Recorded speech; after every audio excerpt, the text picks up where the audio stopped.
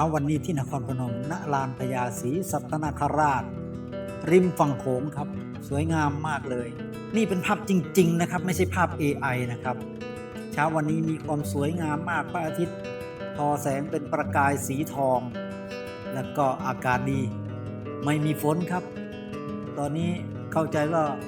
บัวลอยคงจะจากเราไปแล้วเราพร้อมกันแล้วครับเช้านี้ก็เตรียมตัวออกเดินทาง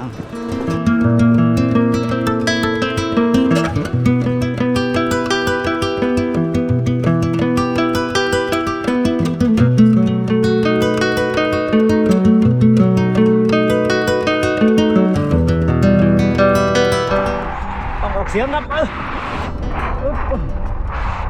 ขึ้นเนินครับ